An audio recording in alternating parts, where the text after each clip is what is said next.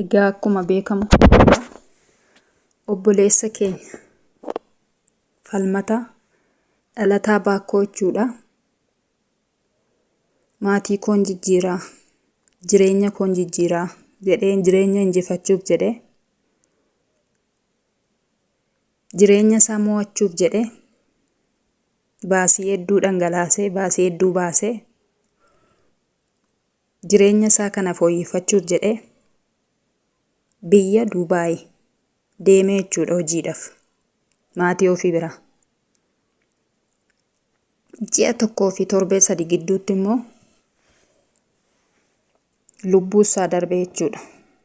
Otoo hojjetu bakka hojiitti bilokkeettiin irra bu'ee yookaan bilokkeettii yookaan dhagaan irra bu'ee lubbuu isaa darbeera jechuudha. Bakka hojiitti otoo hojjetu jechuudha. Baay'ee nama gaddisiisa. Ji'a 1 fi torbee 3 jechuudha. Mindaa ji'a 1 illee otoo hin fudhatiin. Waaqayyo du'a akkasii namaa oolchu. Dhugaa dubbachuu baay'ee tokko nama gaddisiisa. Jireenya koon fooyyeffadha jedhee yeroo carraan kun isarra ga'u baay'ee tokko ulfaatadha. Nan nyaadhaa, borii koon bareechadhaa jedhee jechuudha. Sadarkaa kana ga'e jechuudha. Baasii guddaa baasee immoo dhufe namni kuni. Egaa wanti godhamu hin jiru. Ji'a 1 fi torbee 3 gidduutti lubbuun isaa darbee jechuudha. Haa ta'u malee mucaan kuni abbaan isaas ba'ee duuta akkasii mana keessan hin argatiinii, inni narra ga'e isinirra hin ga'iinii, ani mana hormaan jiraa baqadheetanii yoon mana taa'e mana jiraadhe namni dhufee hin boo'aa, reenfa mucaa koo immoo otoo hin arginii, kanaafuu boo'us hin barbaadu, kanaafan nama baqadhee jira, namni natti yaa'a waan ta'eefi adaraa keessan uummata Oromoo jedhanii reenfa mucaa koo biyyatti naa gashaa jedhanii miidiyaatti as ba'anii dubbataniiru jechuudha. Kanaafis immoo uummanni Oromoo gargaaree reenfa isaa guyyaa dheengaddaa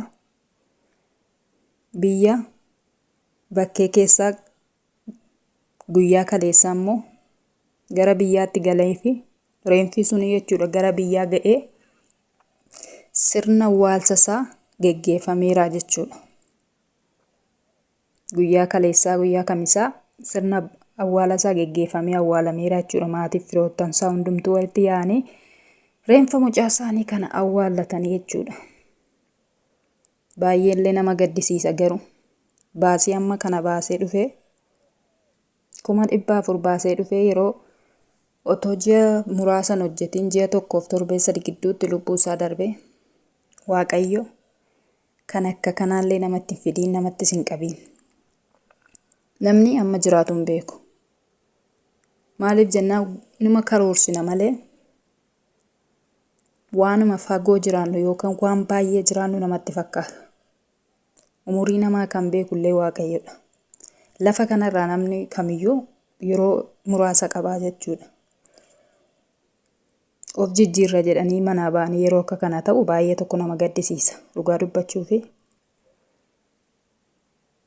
baay'ee ulfaatadha. Waaqayyo gooftaan du'a akkasii mana ofiitti fidiin, mana nama kamiyyuullee fidiin. Maaliif inni du'e garaa maatiitu gubachaa hafaa jechuudha. Maatiin ofii yoomiyyuu garaan isaanii hin boqotu. Ala laalaa hafu jechuudha. Fayyaa biraa ba'anii yeroo du'aan akkatti gara maatii ofiitti galu baay'ee tokko nama gaddisiisa. Du'an taane Waaqayyo nama ajjeesinii. Egaa uummanni Oromoo hundumtuu gargaaree reenfa mucaa kanaa biyyatti gashuusaa dhugaa dubbachuuf baay'ee gaariidha. Maaliif abbaa sana ala laalchisaa namni abbaan sun reenfa mucaas jiraa eegii dhabanii reenfa mucaa isaaniillee awwaallatanii garaan isaanii amma tokko hin ciisa jedhee yaada. Maaliif eeggaduu fayyaa dhabanii du'aan illee yoo argame gaariidha. Awwaallatanii bakka amma tokko boqotu. Kanaaf Waaqayyo du'a akkasiillee namaa oolchu. Ba'anii bakkeetti hafuu nan jijjiirama maatiin jijjiira jedhanii ba'anii bakkeetti hafuu du'a akkasii Waaqayyo namarraa oolchu. Egaa wanti godhamu hin jiru. Wanti fedha Waaqayyo hundumtuu inuma raawwata.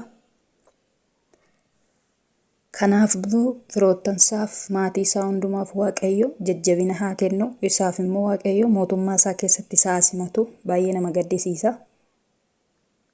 Viidiyoo biraatiin amma walitti deebinutti nagaan naaf tura.